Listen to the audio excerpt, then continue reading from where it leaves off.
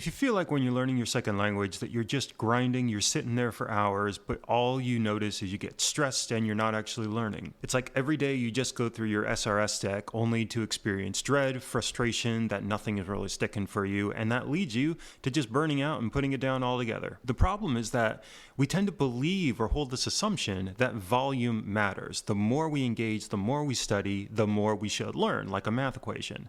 But reality, quality matters over quantity. And when we tend to focus on the quantity, we tend to also focus on the level of discomfort, using that as a metric for how well we're doing. When instead, we can focus on the curiosity. And if we focus on that curiosity, the learning tends to be less uncomfortable, more fun, and the encoding process happens. My name is Maxwell Myers. I'm a licensed therapist, and for the past few years, I've been studying language learning, anxiety, the intersection of the two, and this video is designed to educate you to help you in that learning process.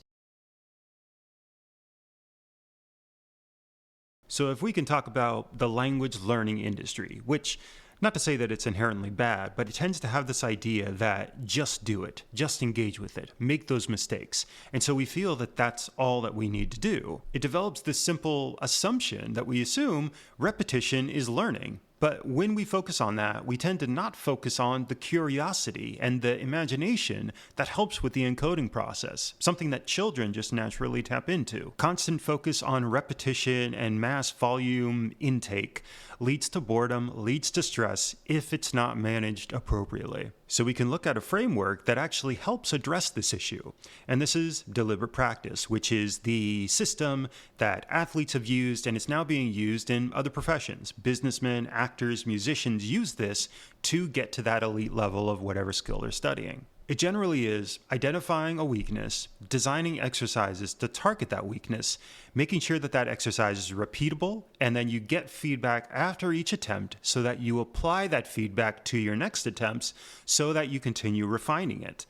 And it's not designed to be very fun because you are literally sitting in your weakness. So of course, when you're constantly focusing on your weakness, it's not going to be inherently enjoyable in the way that we like enjoyable things. When we think of enjoying something, we're thinking of those dopamine hits that we always get. But the kind of enjoyment that we get from learning is making those connections, finding those patterns where something finally makes sense. It's getting those aha moments.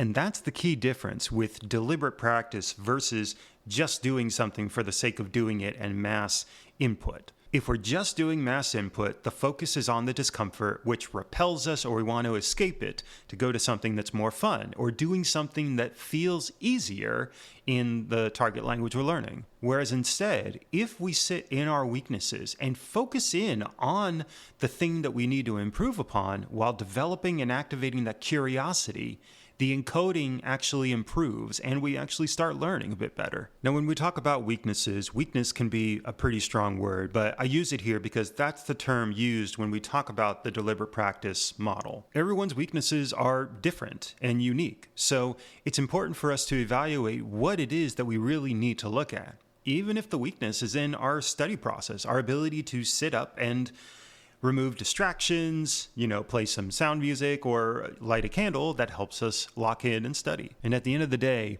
if you don't focus on your weaknesses, then you don't really improve. You stay right where you're at in your skill. So some of those areas that we can take a look at to improve our chain of events, if you will, to focus in on our weaknesses.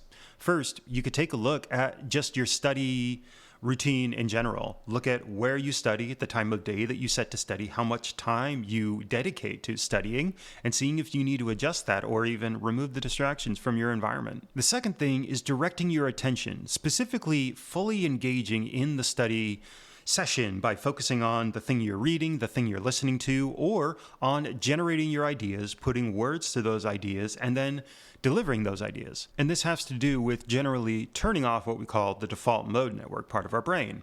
The default mode network is the part of our brain that turns on when we're not actively engaged in the environment. The default mode network, we tend to create an idea of a problem and then we try to solve the problem. That's actually where a lot of our rumination can sit, a lot of our depressive thoughts can sit.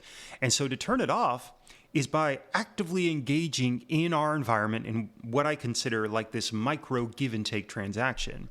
The micro give and take transaction being I take in information, I give information, and I'm listening for information.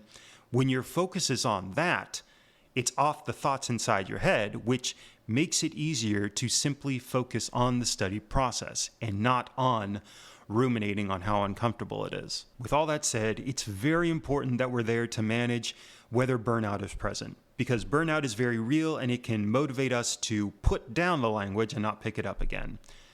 If you notice you're exhausted, take a break, because we do have a finite set of resources to focus and study. So if you notice you're not able to focus, give yourself that break. Studying is an exhausting process, and we need breaks from time to time. It can also help by finding things that really interest you. Let's say that you're into woodworking, for example. You can find an article on woodworking online, or watching a video on someone who is woodworking, speaking in the target language you're studying, and use that as a key interest to help launch you into the study process. When we're also focusing on our weakness, it can seem from the outside that we're not making much progress, when in reality, we're not making as much progress as we think we should be making. That standard of where we think we should be comes up with where we actually are, and that discrepancy, we tend to feel really bad about ourselves. But the reality is, as long as you're focusing on making those connections and making those associations that you need to make,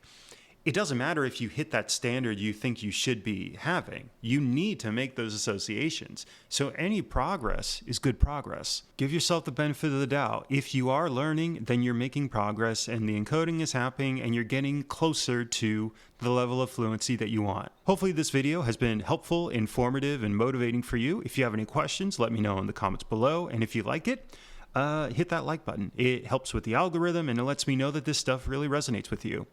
Thank you for watching. I hope you stick around and subscribe, and I will see you in the next one.